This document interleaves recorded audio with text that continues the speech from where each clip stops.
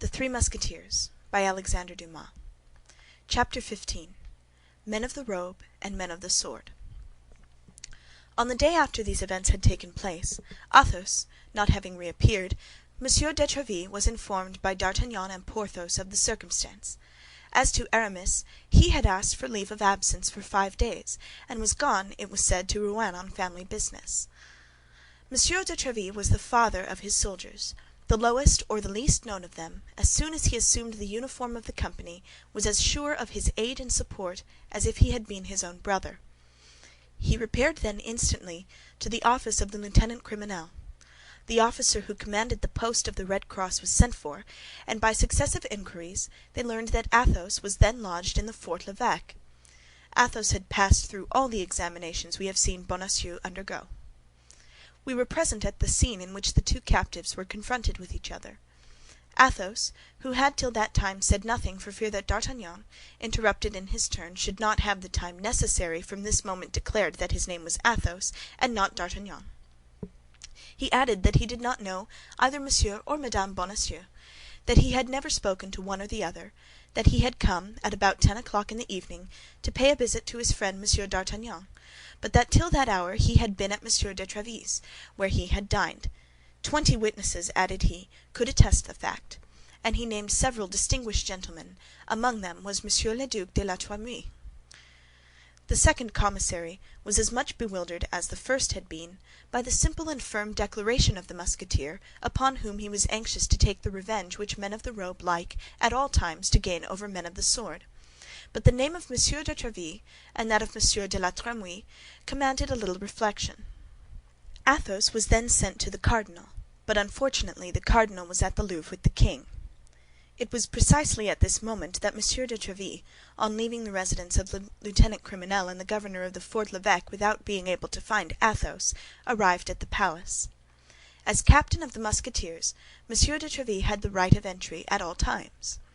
It is well known how violent the king's prejudices were against the queen, and how carefully these prejudices were kept up by the cardinal, who in affairs of intrigue mistrusted women infinitely more than men. One of the grand causes of this prejudice was the friendship of Anne of Austria for Madame de Chevreuse. These two women gave him more uneasiness than the war with Spain, the quarrel with England, or the embarrassment of the finances. In his eyes, and to his conviction, Madame de Chevreuse not only served the queen in her political intrigues, but what tormented him still more, in her amorous intrigues.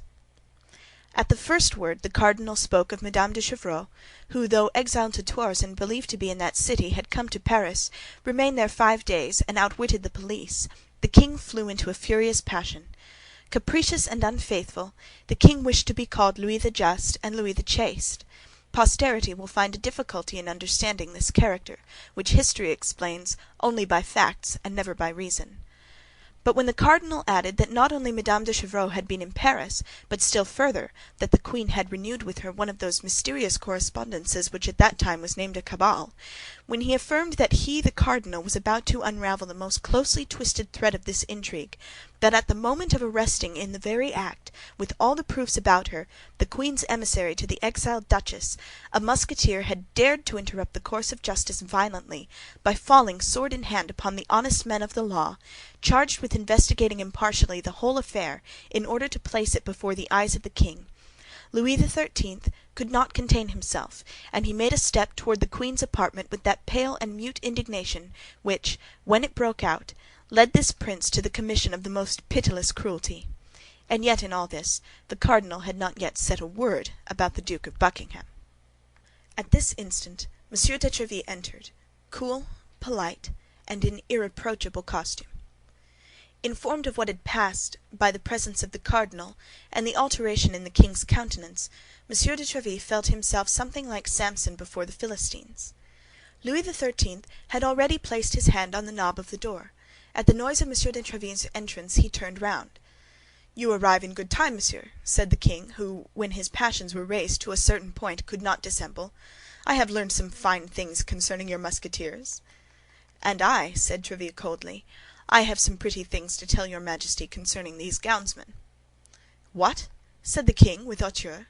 "I have the honor to inform your Majesty," continued Monsieur de Tréville in the same tone, that a party of procureurs, commissaries, and men of the police, very estimable people, but very inveterate, as it appears, against the uniform, have taken it upon themselves to arrest in a house, to lead away through the open street, and throw into the Fort l'Evêque, all upon an order which they have refused to show me, one of my, or rather your, Musketeers, sire, of irreproachable conduct, of an almost illustrious reputation, and whom your Majesty knows favorably, Monsieur Athos." "Athos," said the king mechanically. "Yes, certainly I know that name." "Let your Majesty remember," said Tréville, "that Monsieur Athos is the Musketeer who, in the annoying duel which you are acquainted with, had the misfortune to wound Monsieur de Cahusac so seriously. A propos, monseigneur," continued Tréville, addressing the cardinal, "Monsieur de Cahusac is quite recovered, is he not?" "Thank you," said the cardinal, biting his lips with anger. "Athos, then, went to pay a visit to one of his friends absent at the time," continued Tréville, "two young Béarnais, a cadet in his Majesty's Guards, the company of Monsieur Dessessart; but scarcely had he arrived at his friend's and taken up a book while waiting his return, when a mixed crowd of bailiffs and soldiers came and laid siege to the house, broke open several doors—" The cardinal made the king a sign, which signified, "That was on account of the affair about which I spoke to you." "We all know that," interrupted the king, "for all that was done for our service." "Then," said Tréville, "it was also for your Majesty's service that one of my Musketeers, who was innocent, has been seized, that he has been placed between two guards like a malefactor, and that this gallant man, who has 10 times shed his blood in your Majesty's service and is ready to shed it again, has been paraded through the midst of an insolent populace." "Bah!" said the king, who began to be shaken. "Was it so managed?" "Monsieur de Tréville," said the cardinal, with the greatest phlegm, "does not tell your Majesty that this innocent Musketeer, this gallant man, had only an hour before attacked, sword in hand, 4 commissaries of enquiry, who were delegated by myself to examine into an affair of the highest importance." "I defy your Eminence to prove it," cried Tréville, with his Gascon freedom and military frankness. "For 1 hour before, Monsieur Athos, who, I will confide it to your Majesty, is really a man of the highest quality, did me the honor, after having dined with me, to be conversing in the saloon of my hôtel with the Duc de la Trémouille and the Comte de Châlus, who happened to be there." The king looked at the cardinal. "A written examination attests to it," said the cardinal, replying aloud to the mute interrogation of his Majesty, "and the ill-treated people have drawn up the following, which I have the honor to present to your Majesty." "And is the written report of the gownsman to be placed in comparison with the word of honor of a swordsman?" replied Tréville haughtily. "Come, come, Tréville, hold your tongue," said the king. "If his Eminence entertains any suspicion against one of my Musketeers," said Tréville, "the justice of Monsieur the Cardinal is so well known that I demand an inquiry." "In the house in which the judicial inquiry was made," continued the impassive cardinal, "there lodges, I believe, a young Béarnais, a friend of the Musketeer." "Your Eminence means Monsieur d'Artagnan." "I mean the young man whom you patronize, Monsieur de Tréville." "Yes, your Eminence, it is the same." "Do you not suspect this young man of having given bad counsel?" "To Athos, a man double his age?" interrupted Tréville. "No, monseigneur. Besides, D'Artagnan passed the evening with me." "Well," said the cardinal, "everybody seems to have passed the evening with you." "Does your Eminence doubt my word?" said Tréville, with a brow flushed with anger. "No, God forbid!" said the cardinal. "Only at what hour was he with you?" "Oh, as to that I can speak positively, your Eminence, for as he came in I remarked that it was but 9:30 by the clock, although I had believed it to be later." "At what hour did he leave your hôtel?" "At 10:30, an hour after the event." "Well," replied the cardinal, who could not for an instant suspect the loyalty of Tréville, and who felt that the victory was escaping him, "well, but Athos was taken in the house at the Rue des Fossoyeurs. Is one friend forbidden to visit another, or a Musketeer of my company to fraternize with a guard of Dessessart's company?" "Yes, when the house where he fraternizes is suspected." "That house is suspected, Tréville," said the king. "Perhaps you did not know it." "Indeed, sire, I did not. The house may be suspected, but I deny that it is so in the part of it inhabited by my Monsieur d'Artagnan; for I can affirm, sire, if I can believe what he says, that there does not exist a more devoted servant of your Majesty, or a more profound admirer of Monsieur the Cardinal." "Was it not this D'Artagnan who wounded Jussac one day, in that unfortunate encounter which took place near the convent of the Carmes Déchaussés?" asked the king, looking at the cardinal, who colored with vexation. "And the next day Bernajoux?" "Yes, sire, yes, it is the same. Your Majesty has a good memory." "Come, how shall we decide?" said the king. "That concerns your Majesty more than me," said the cardinal. "I should affirm the culpability." "And I deny it," said Tréville. "But his Majesty has judges, and these judges will decide." "That is best," said the king. "Send the case before the judges. It is their business to judge, and they shall judge."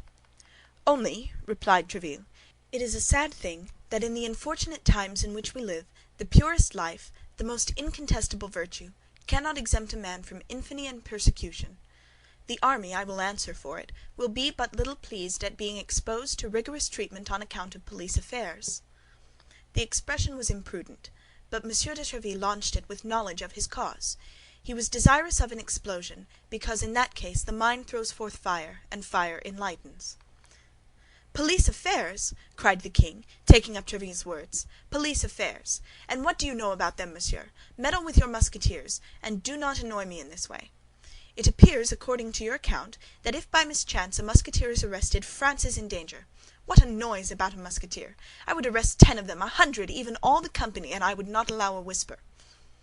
"From the moment they are suspected by your Majesty," said Tréville, "the Musketeers are guilty. Therefore you see me prepared to surrender my sword.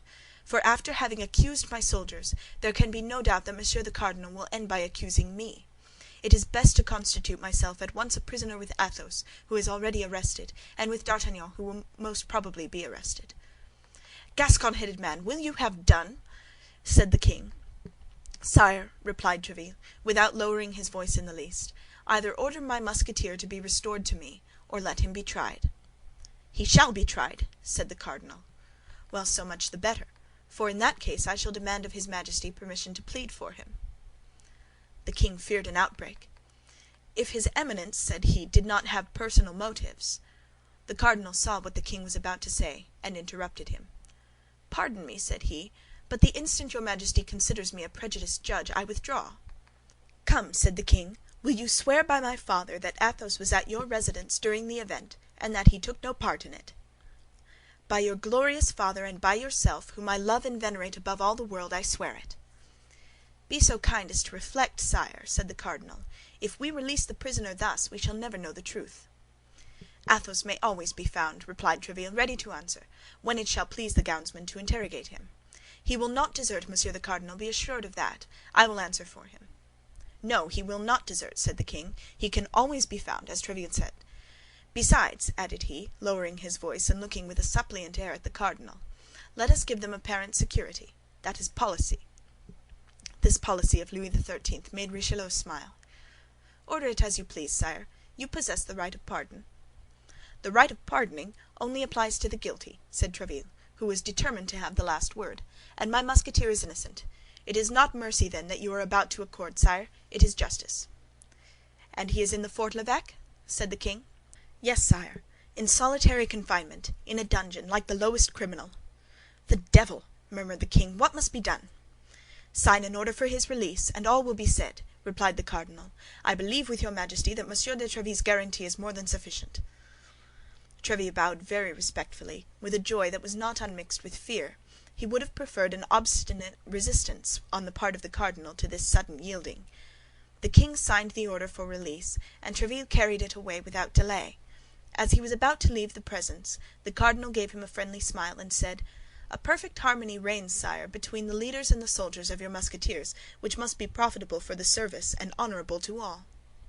"He will play me some dog's trick or other, and that immediately," said Tréville. "One never has the last word with such a man. But let us be quick. The king may change his mind in an hour, and at all events it is more difficult to replace a man in the Fort l'Evêque or the Bastille who has got out, than to keep a prisoner there who is in." Monsieur de Tréville made his entrance triumphantly into the Fort l'Evêque, whence he delivered the Musketeer, whose peaceful indifference had not for a moment abandoned him. The first time he saw D'Artagnan, "You have come off well," said he to him. "There is your Jussac thrust paid for. There still remains that of Bernajoux, but you must not be too confident." As to the rest, Monsieur de Tréville had good reason to mistrust the cardinal and to think that all was not over; for scarcely had the captain of the Musketeers closed the door after him than his Eminence said to the king, "Now that we are at length by ourselves, we will, if your Majesty pleases, converse seriously. Sire, Buckingham has been in Paris 5 days. and only left this morning. Chapter 16